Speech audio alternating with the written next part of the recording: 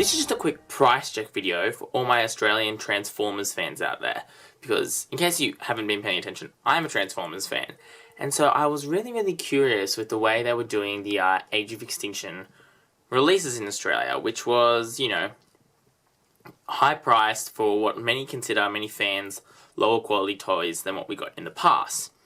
Now what you can see in front of me are two Platinum Edition, which in other words means expensive recolorations with chrome versions of the Transformers 4 molds. There's this pack here, which has the Voyager scale Grimlock and the Voyager scale Optimus Prime. And there was also the Leader version, which is Leader class Optimus Prime and Leader class Grimlock. Now all of these have exclusive paint jobs. This one here, this Optimus, if we just come in for a closer look, you can see he has got the shiny chrome on certain parts of his body, as well as a different head to the rest of them, because he has the one with the faceplate. I'll just show you that. There you go. You can see he doesn't have a mouth. He's got a faceplate instead. And Grimlock is the same. He's got the same colouring just about as his original model, but you can see there's chrome here on the dino head along his shoulders. The differences in this one, this is your standard retail version of the Leader class Optimus Prime mold-wise, because there was an exclusive Japanese version, which I have, which is awesome. But you can see he's got a different coloured sword, it's blue. He's got this chrome on his smokestacks, his head, the chest area, which I think looks awesome. He's got some extra chrome on the rest of his truck mode, and then he's also got this awesomely chromed shield. So that's what's different about him to your normal release. And then this Grimlock has no chrome. They actually took the chrome off, but instead you can see they've painted him with like a rusty blue, orange, and green to kind of emulate some like the rust looks that he has in the film. So you're probably saying, well, why am I showing you all this? Well, I'm not going to do a full review of these figures because there are a lot of good Transformer reviewers on YouTube, and if you want to look them up, as I said, I've just listed which figures they come from. Go check them out because they're really good, and I'll probably do a rubbish job compared to them. But what I wanted to say was, at Myer, which was the exclusive retailer in Australia of these special edition sets, they're currently clearance pricing all of these. Now, I'm not doing an advert, Myer didn't pay me to say this, but I was never going to pick these up unless I got them for a good price. So let me just show you how cheap these guys were actually going. Okay, so here's the box that the two Voyager series figures come in, and you can see it's a very fancy kind of box, you know, with the big open plastic thing. You can see mine was a bit beat up. You see it's got some scratches on it, and I think that's why it was one of the last ones left. Now you can see here, the original price was $130. So that's $30 extra than if you'd bought the two figures, the normal versions, individually in Australia. So I know that Americans will be like, what the heck? Yeah, Transformers are double the price in Australia as they are in America. Now you can see that it was clearance down to $95, but at the moment Myer's doing a special where it's half of $95.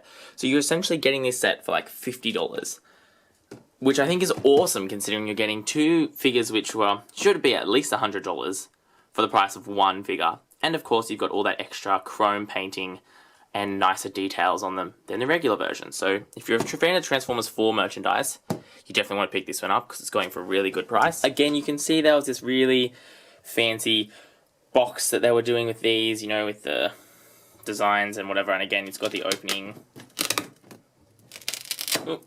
It opens up and all that kind of stuff. This one, as you can see, was going for $219. Oh, no, the light. There you go. Now, Leader class figures in Australia for Transformers Age of Extinction were anywhere between $75 and $90, depending on which store you bought them for, $90 from Myer. So the two normal versions of these figures would have cost you $180 Australian dollars, so you were paying $40 minimum markup on these exclusive figures, which to me was absolute no way going to happen. As you can see, they clearanced it down a couple months ago to $162, but again, 50% off that meant you were paying $80. So again, you're essentially paying for two, you know, premium paint job figures for the price of one normal figure. So again, really good value, and that's the price you want to be picking these up. Not at the full retail. I don't think any of these Platinum releases that I've just shown in this video were worth the amount that they were charging for them when they first came out. The clearance price is probably okay. I would have paid the clearance price if I was a collector of these, but you know, these prices they're going for now are the ones you want to pick them up for. Alrighty, so my last piece of advice would be if you're going to pick these up, get out there and pick them up soon, because when they're in clearance pricing, obviously they're not going to last. And also look out for them not in the Transformers section. They might be in the clearance bins, they might be near the checkout. I know at my local, an hour and a half away, Maya, they were not in the toy section. They were just next to the checkout for the toy section and went with the rest of the Transformers, which is why I was looking for them. So just have a look around for them. There were a couple left of these guys, and also of another Platinum Series set, the Breakout Battle set. If you're a Transformers 4 fan, you probably have heard of that one. One I highly recommend, actually. So yeah, I was not paid by Maya at all to do this. I just thought if there are any Transformers fans, particularly Australian Transformers fans who are out there who wanted to complete some of their collection like I did, then now is the time to buy up these sets. Because in case you haven't been noticing, they're incredibly expensive here in Australia. Definitely not worth the price that, Maya was trying to charge for them, particularly compared to the American prices. And so, yeah, I'm just trying to help out any of my Australian Transformer fans. So let me know if, this is for everyone now, if you've got these sets, how much you paid for them, whether you thought like a premium paint job and extra chrome details, warranted the markup that these sets were getting, because I know they were more expensive in America. Obviously not as expensive as Australia, but more expensive than the normal versions of these figures. So let me know what you think. What do you even think about, like, expensive versions of figures? I mean, is that something that we're okay with? Or should we have, all our models, all our toys be highly detailed and, the first time, not having to be, re-detailed and released later on as a special edition? I don't know. That's just a thought. I personally think that, having special edition expensive toys is probably not the way to do things. Particularly when the Transformers line now has, they had their children-oriented line, which was, the one-step changes, which I know Leo Kim Video's done a really great review on, and, your battle mashers and all those really simple toys for kids.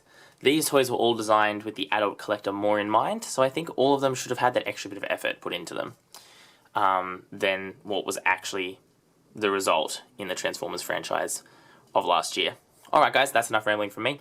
Let me know if this helps you out. If it doesn't, what you think of these sets. And thanks for watching. That's all we got time for, because this is XtremeTrainz.